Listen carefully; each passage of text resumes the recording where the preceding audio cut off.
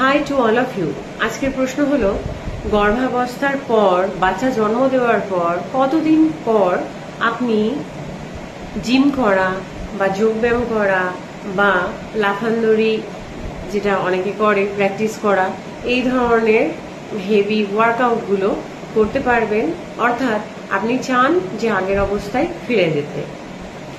আমি অনেক সময় অনেক মায়ের কাছ থেকে, সদ্য মা হয়েছেন যারা, তাদের কাছ থেকে আমি একটি প্রশ্ন সবসময় পাই যে আমি কত তাড়াতাড়ি আগের ফর্মে, যখন আমি স্লিম ট্রিম ছিলাম সেই ফর্মে আমি কতদিনের মধ্যে আমি ফিরে যেতে পারবো।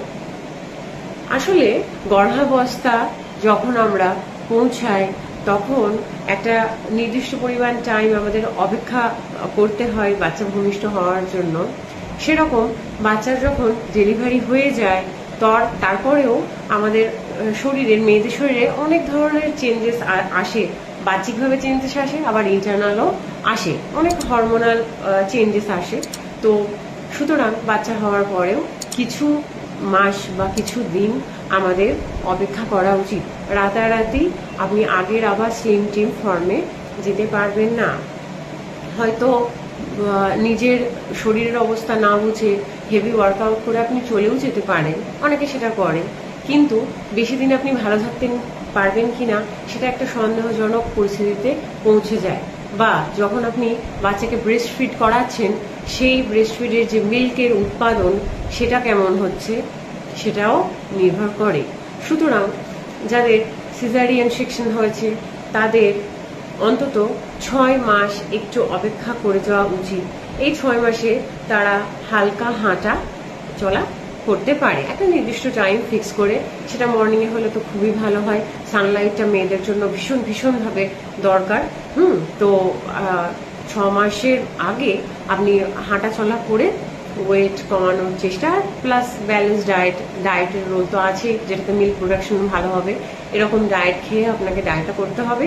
তো আপনি হাঁটাচলা করবেন। আফটার 6 মান্থ কি করবেন? হালকা হালকা যোগ ব্যায়াম, তো এগুলো আপনি করতে পারেন। তারপর আপনার শরীরের পরিস্থিতি বুঝে, আপনার কতটা ওয়েট গেইন করেছেন বা আপনার শরীরের পরিস্থিতি কি, আপনার অস্টিওআর্থারাইটিস, অস্টিওপোরোসিস বা অন্যান্য সমস্যা আছে কিনা, এগুলো দেখার পর আপনি জিম করতে পারবেন কিনা সেটা বলে দেওয়া হয়। যারা নর্মাল ডেলিভারি করেছেন তাদের ক্ষেত্রে ব্যাপারটা একটু আলাদা। তারা চাইলে 3-4 মাসের মধ্যে আপনার শরীর যদি দেয়, আপনি যদি মেন্টালি আপনি যদি রেডি থাকেন, তাহলে আপনি যোগব্যায়াম করা এগুলো করতে পারেন।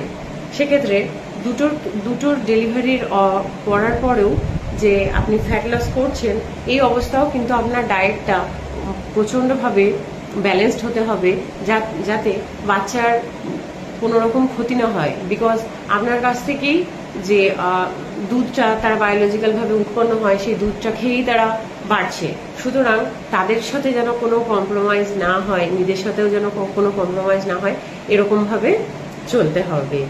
আশা করি যেটা সবার মধ্যে মাথার মধ্যে ঘোরে, যারা সদ্য মা হয়েছেন তারা নিশ্চয়ই উত্তরটা পেয়েছেন। তাহলে নিজেরা বাড়িতে এইভাবে চেষ্টা করুন। আশা করি খুব তাড়াতাড়ি সুন্দর স্লিম ট্রিম হবেন। ধন্যবাদ।